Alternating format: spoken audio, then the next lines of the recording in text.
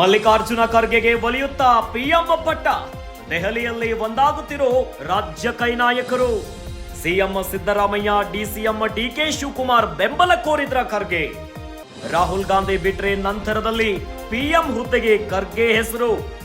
June 1ರಂದು ನಡೆಯಲಿದೆ India ಒಕ್ಕೂಟದ ಸಭೆ. 26 ಪಕ್ಷಗಳ ಮೈತ್ರಿ ನಾಯಕರ ಸಭೆ ಕರೆದಿರುವ ಕಾಂಗ್ರೆಸ್. ಜೂನ್ 1ರಂದು ಇಂಡಿಯಾ ಮೈತ್ರಿಕೂಟದಿಂದ ಪ್ರಧಾನಿ ಆಯ್ಕೆ ಪ್ರಕ್ರಿಯೆ. ಪ್ರಧಾನಿ ರೇಸ್ನಲ್ಲಿ ಕನ್ನಡಿಗ ಮಾಜಿ ಕೇಂದ್ರ ಸಚಿವ ಮಲ್ಲಿಕಾರ್ಜುನ ಖರ್ಗೆ ಮಹಾ ಪೈಪೋಟಿ. ಮಲ್ಲಿಕಾರ್ಜುನ ಖರ್ಗೆಗೆ ಹಿಂದೆ ಬೆಂಬಲ ನೀಡಿದ್ದ ಮೈತ್ರಿ ನಾಯಕರು. ಎಲ್ಲರ ಚಿತ್ತ ಜೂನ್ 4ರತ್ತ ಇದೆ. ಲೋಕಸಭಾ ಚುನಾವಣೆಯ ಫಲಿತಾಂಶದತ್ತ ಇಡೀ ದೇಶವೇ ಎದುರು ಕಾಣ್ತಾ ಇದೆ. ಮತ್ತೊಂದೆಡೆ ಕಾಂಗ್ರೆಸ್ ಪಾಳ್ಯದಲ್ಲಂತೂ ಯಾರು ಪ್ರಧಾನಿ ಅಭ್ಯರ್ಥಿ ಎನ್ನುವಂತ ಪ್ರಶ್ನೆ ಮೂಡ್ತಾ ಇದೆ. ಆದ್ರೆ ಇತ್ತ ಇನ್ನೊಂದು ಪ್ರಶ್ನೆ ಕೂಡ ಕಾಡ್ತಾ ಇದೆ.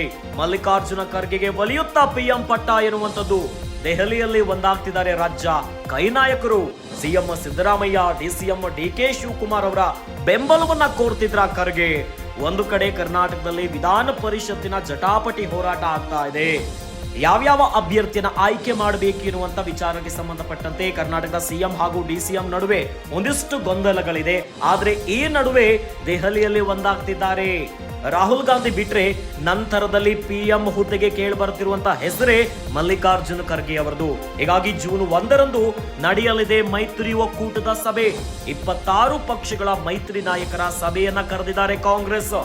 ಜೂನ್ 1ರಂದು ಇಂಡಿಯಾ ಮೈತ್ರಿಕೂಟದಿಂದ ಪ್ರಧಾನಿ ಯಾರು ಆಗ್ತಾರೆ ಎನ್ನುವಂತ ಆಯ್ಕೆಯಾಗುತ್ತೆ. ಪ್ರಧಾನಿ ರೇಸಲ್ಲಿ ಕನ್ನಡಿಗ ಮಾಜಿ ಕೇಂದ್ರ ಸಚಿವ ಮಲ್ಲಿಕಾರ್ಜುನ ಖರ್ಗೆ ಅವರು ಬಹಳಷ್ಟು ಪೈಪೋಟಿಯನ್ನ ಮಾಡ್ತಿದ್ದಾರೆ.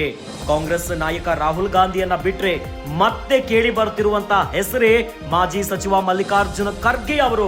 ಹೀಗಾಗಿ ಮಲ್ಲಿಕಾರ್ಜುನ ಖರ್ಗೆಗೆ ಈ ಬಾರಿ ಪ್ರಧಾನಿ ಸ್ಥಾನ ಸಿಗುತ್ತಾ? ಬಹಳಷ್ಟು ಪೈಪೋಟಿಯಲ್ಲಿದ್ದಾರೆ.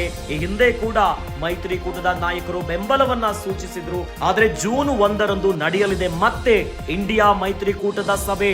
26 ಪಕ್ಷಗಳ ಮೈತ್ರಿ ನಾಯಕರು ಏನು ಹೇಳ್ತಾರೆ, ಪ್ರಧಾನಿ ಯಾರು ಆಗ್ತಾರೆ, ಪ್ರಧಾನಿ ಅಭ್ಯರ್ಥಿ ಯಾರು, ಯಾರಿಗೆ ಒಲಿಯುತ್ತೆ ಅನ್ನುವಂಥದ್ದು ಬಹಳಷ್ಟು ಚರ್ಚೆ ಆಗ್ತಾ ಇದೆ.